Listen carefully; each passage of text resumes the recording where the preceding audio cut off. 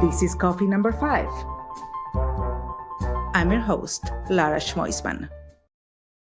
Hi everyone, welcome back to Coffee Number 5. And you see me around, you see me on LinkedIn, and you see that I quite travel a lot. And also I go to a lot of events in the industry. This is something I didn't do many years ago. I didn't understand why people would go to events.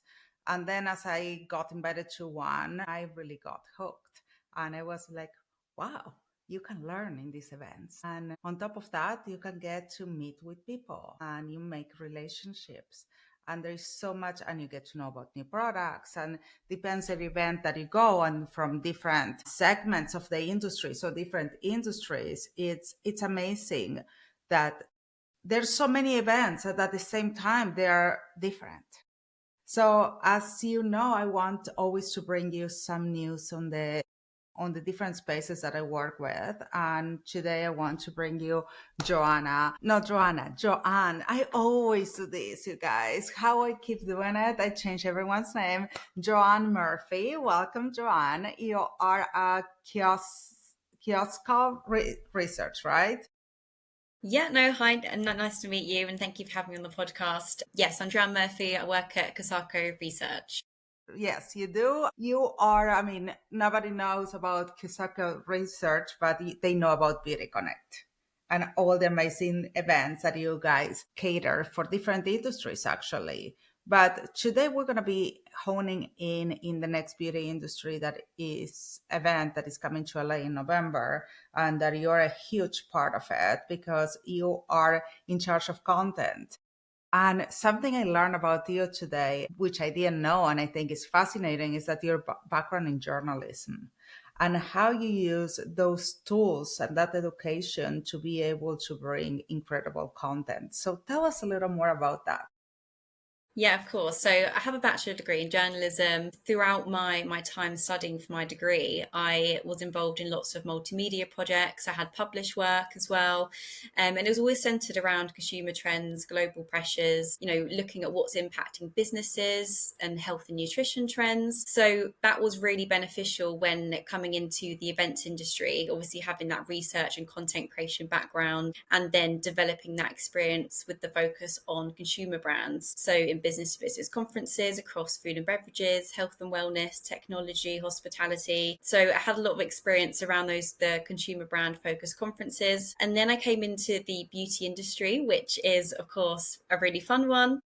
It is. I lead on the content, so I basically lead on the sessions and speakers, as well as the year-round webinars, the online interviews with speakers and our faculty, and then I produce the industry reports as well. So let's start from the beginning. You finish an event and then you start say, okay, I will learn from this event from this year. So we're focusing on the next year. So how do you come up about what you want those sessions to be? Is it a mix of sponsor content? Is it a mix of trends? Where do you come up with ideas? So at Kisaco, we're super focused on the relationships with the different stakeholders. So particularly for Beauty Connect, where we, the whole event concept is centered around the growth and scale journey for emerging and established growth stage beauty brands. So we want to look at all the stakeholders that are key for those brands to be able to grow and scale in the industry. So we have the beauty brands themselves, we have the retailers, the investors, we have increasingly sort of media and press and creators in the industry. And it's really important for us to have those relationships that we have calls with them year round to kind of touch base on what is really, really key in the industry right now, what challenges they're seeing, what opportunities they're seeing, and how our events and content year round can really help the brands in what they're trying to achieve. Something very unique about your event, there is the opportunity of having one-on-ones. I always enjoy that, and I think that it's so important how you guys create those opportunities. So what do you do? First of all, can you explain about what is a one-on-ones about and what is for? Because a lot of people also want to have these one-on-ones, maybe not for the reasons that they should be having a one-on. So what are those one-on-ones for? Yeah, absolutely. So, you attend so many events and the scale of the event is just huge. You've got lots of stands, but you never actually really have that one-to-one interaction with the people that you want to meet. So we like to make that as simple as possible. We have lots of different networking activations throughout the event, but one of those is the one-to-one meetings. So we have a booking system on our event app where we match up the attendees, so from different stakeholder groups, we match them up depending on their interests, what challenges they're looking to solve, what opportunities, the partners that they need to make that possible. And we actually match that up really intentionally and then facilitate those meetings on site. This year, you guys are changing venues. What's the difference? What's the difference between the people who went an event last year in Hollywood, this year that they're going to go in Beverly Hills? Yeah, so the Fairmont Century Plaza, as soon as you say that venue, everyone is just thrilled. It's a fabulous venue. And, obviously for the beauty industry, you want that kind of glamorous feel, but you also want the space to be able to have an event like this that, has the rooms for the one-to-one meetings. It has a press, room for a press lounge, which we have this year, and has that space where people are really able to go and see the different exhibitor stands. But it fits the brand of beauty, and of course, it's in a really central location as well that everyone wants to get to, and they can have their dinners after the event and carry on that networking outside of just the kind of the agenda sessions. Yeah, absolutely. It's a beautiful location. Also, something else that I understood that this year is that before you have like all the brands together, now you're tiering them to understand where they are in their journey. Is that correct, or is just my perception? Yeah, no, so we do a lot of research into the brands that are attending our event, and again, so that we can really tailor the communications and kind of make sure that they're getting the most out of attending. So we have a profiling process for everyone that registers to attend, where they kind of talk about what they're focusing on at the moment in the industry. And we actually have a report called the glossary. So within that, you'll be able to go through and see all the brands that are attending. And that's split into the startup brands, it's split into the emerging growth, then you've got the multinational corporations, and then you've got that separate kind of investor, retail, and media section as well, so that anyone attending can really understand who it is that they'll be meeting in the room and what it is that they're looking for, to be able to kind of plan those conversations before they've even got to the event. That's fantastic. I think that's so great because you're not, it's really hard for many people. So before, keep that thought before I ask you this, because I see in very clear ways that you have divided the event and people that they come in when they're buying tickets. You have, of course, retailers, you have brands, you have service providers, you have what else? Yeah, so Financial. So how do you guys divide everyone who comes into the event? That's my question.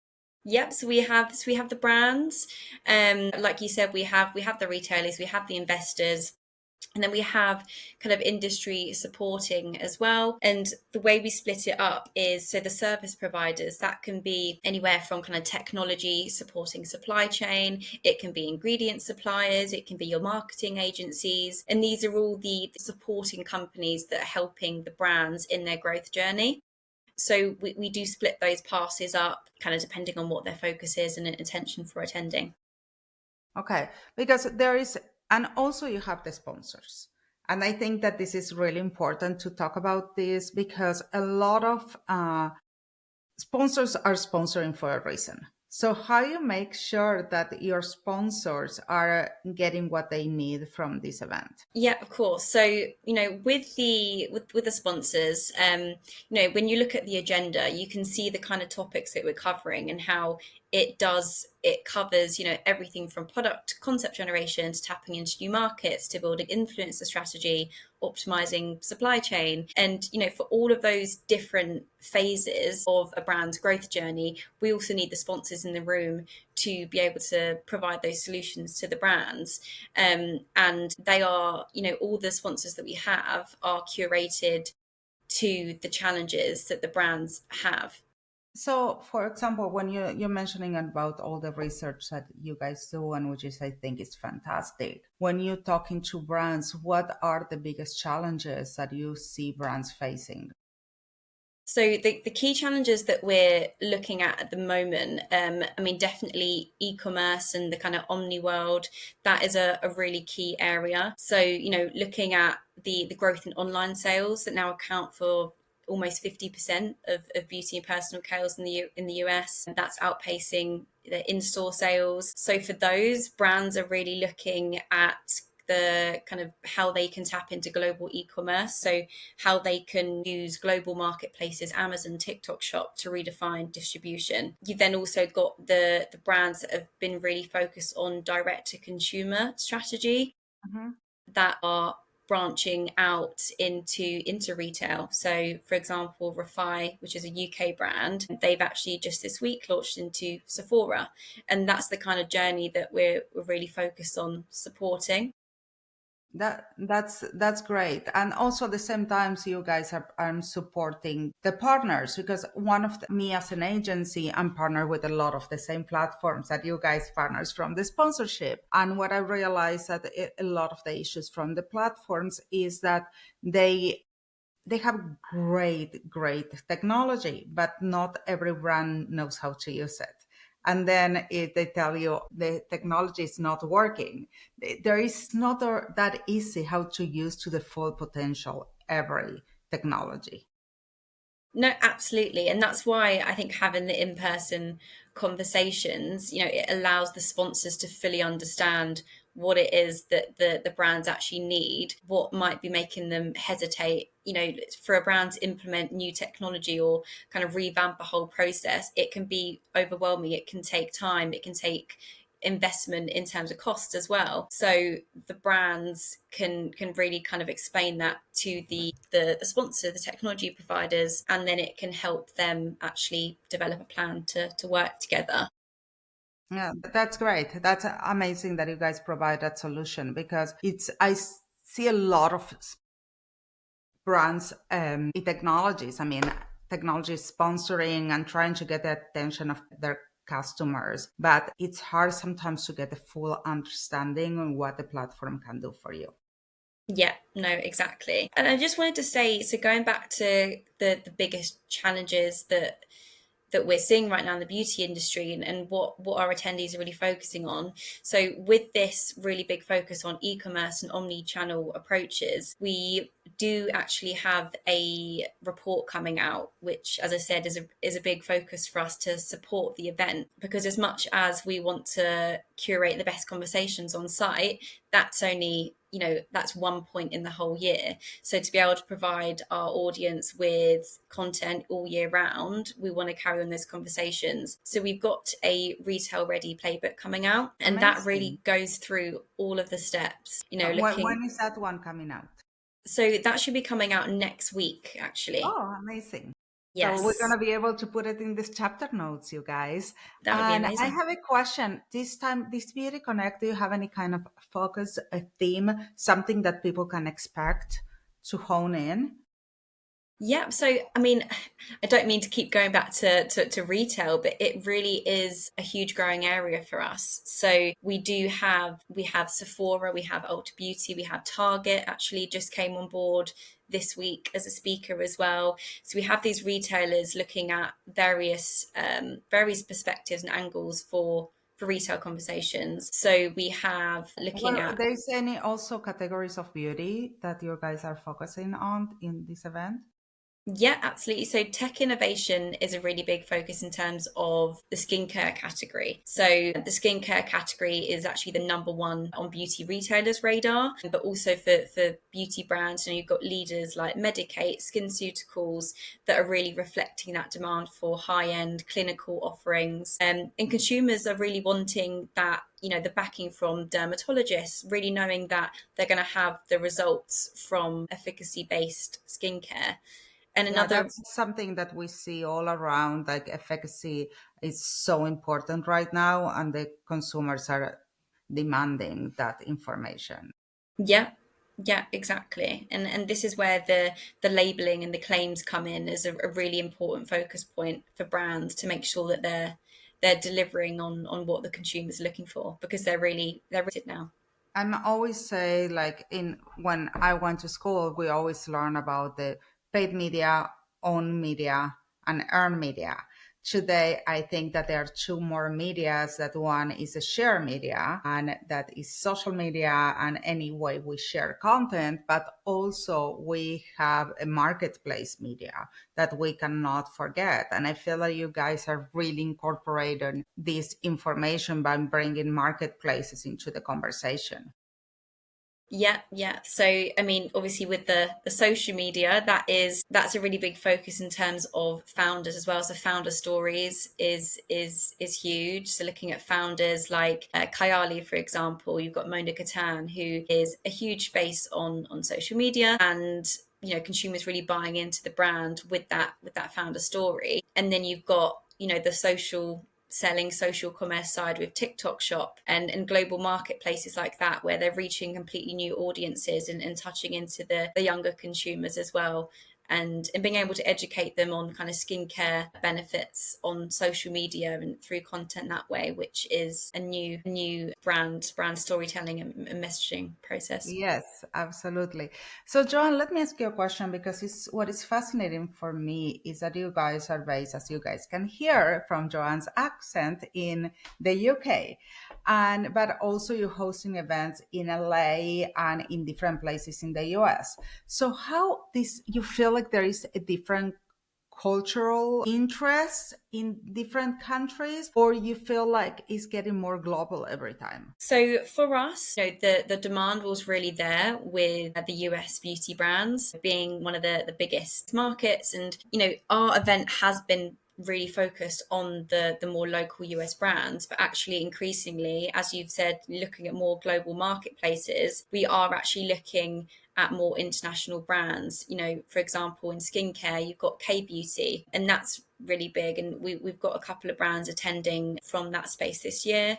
And next year, as we scale and include, well, a little teaser here, as we include an extra track at the event, which actually will focus more on those kind of e-commerce topics, Oh, we I love will. that. Can you tell us a little more about that? Or Yeah, I can tell you a little bit. So we're looking to scale the event to be able to have all these stakeholders in the room, and basically have one track that is going to really delve into the e-commerce, the omni-channel, the affiliate marketing, all of those kind of topics. That's really generating more revenue for these brands. And then having another track which is really focusing on the optimization element, looking at technology within supply chain, sustainability, investment, all of those really crucial topics. And naturally, as we scale, we've been inviting more and more global brands, and that will be something that continues to grow for us. okay, so let me ask you a question. What can we expect in this event in Los Angeles in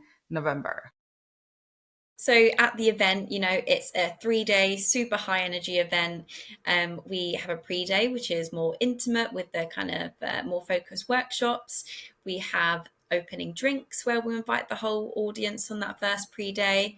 Then you go into the 2 days of the conference where, we've got all 750 plus attendees. We've got lots of panel discussions, on-stage interviews, networking activations, awards. So yeah, lots of really fun things to get into, as well as obviously all the really valuable content and takeaways, which I've kind of gone into a little bit on already. But yeah, I mean, the exciting thing is as well that the awards is in its second year now, and we're actually going to be opening the voting for the awards a week before the event takes place. So all the attendees will be able to see the shortlisted awards nominees and start voting for those.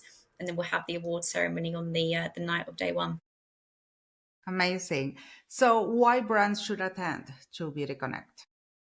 So, you know, for all those brands, whether they are a startup or they are an established kind of growth stage brand, you know, our event takes them through the whole beauty ecosystem. They converge with all stages of other brands, investors, retailers, product, service, technology providers, and then also increasingly that media and press and creator presence, which, you know, they're just as part of the whole beauty journey as anyone else. And I think previously that hasn't been highlighted enough, and that's something that we're really focused on. But yeah, I mean, just covering all of those stages, have been able to connect with the C-suites and the VPs from all of those stakeholder groups with all of the different sessions and networking that we have.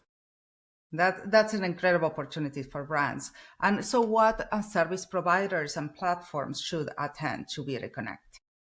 So for them, you know, being able to get those C-suite and VP level executives from those brands and being able to have those really intimate conversations, and as well as hearing from some of them on stage, you know, going really into the challenges they're experiencing and what solutions they're looking for, they can then continue those conversations off the stage in the networking areas, in those one-to-one business meetings, and really present their solutions, how that would help the brands along in their journey. And, you know, these are deals that happen on site. You know, we're actually looking to create a report that goes more into the partnerships that happen as a result of our event. And that's something that we're keen to develop after this year. Well, you hear it. There is a reason for every one of you to go to Beauty Connect. And I have a last question for you, Joanne. How do you drink your coffee?